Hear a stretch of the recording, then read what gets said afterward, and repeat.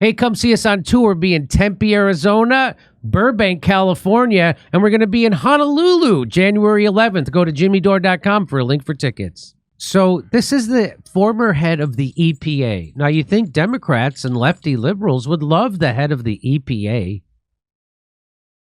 So she went to Congress, and she was talking about Project 2025.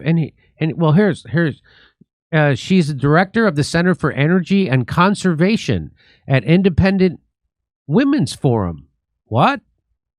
You mean just women? How about ladies with penises? She is a veteran Republican climate and energy strategist, communicator, and environmental attorney. She is also a visiting fellow at the Heritage Foundation, a principal. Previously, she served as chief of staff of the U.S. Environmental Protection Agency. Under the leadership of administration of Andrew Wheeler, Mandy set and implemented environmental policy priorities for the Trump administration. She created and managed terms of political and career employees. So here's what she had to say about Project 2025. I have a prepared opening statement that I'll get into in just a second, but Ranking Member Raskin, you reiterated and have created a boogeyman that just isn't there. I did author the EPA chapter on Project 2025, but in the course of that, I did not work with President Trump, with any of the people who work for him directly or his campaign. And it is very misleading to suggest that there's any coordination there, because I can personally tell you it did not happen. And I am not vying for a position in the next administration. I've actually left DC and I've moved to a small town in Mississippi where I interact every day with people who live outside this bubble of gaslighting and misleading. And they actually are dealing with the consequences caused by policy decisions of this administration that isn't defined by progress, but defined by creating unnecessary hardship. I understand why it's hard to think about the political realm prior to President Trump, but the Heritage Foundation has been very involved in pushing forward conservative policies for quite a while. And the Mandate for Leadership, the latest iteration, it's the 9th edition. This is a project that has been put out every few years since 1981. So it's been around for quite some time, and again, is more committed to representing the position of the broader conservative movement than any one candidate or person. And I understand why there is the... So what she just said was, you guys have created a boogeyman around 2025, and Trump, for some reason, can't explain this to the American people. And you've attached Trump to it. She said, but we've been doing this every couple of years. We put out these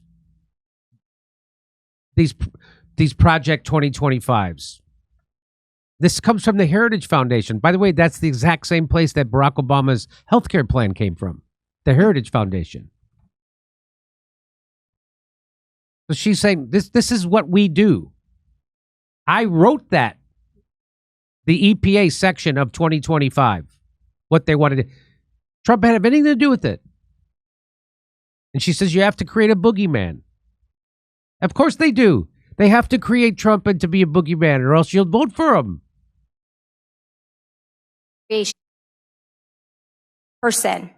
And I understand why there is the creation of this boogeyman, because your leading candidate is one running away from policy actions she has taken that make Americans.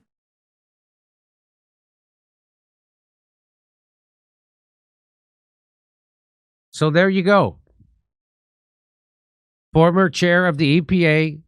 Hey, we do this at the Heritage Foundation all the time. We put these out every couple of years. This has got nothing to do with Trump. He didn't have anything to do with it. They all know that. Just like they know when they say, Trump has said there were good people on both sides. He said, they know that that's a lie.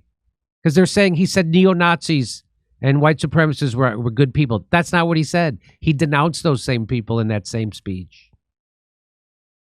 If Trump is so horrible, why do they have to keep lying about him? Why do you have to keep making stuff up? It's because the establishment, because Trump thinks he should run the military, he should run the wars, and he should run the intelligence community. And that's that. That's the reason why the if you think that the establishment hates Donald Trump because he might do too much war or he's a big liar, I've got a vaccine I'd like to sell you.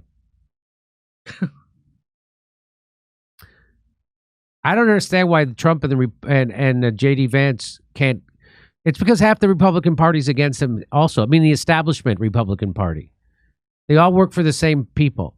Hey, come see us on tour. We'll be in Tempe, Arizona, Burbank, California, and we're going to be in Honolulu, January 11th. Go to jimmydore.com for a link for tickets.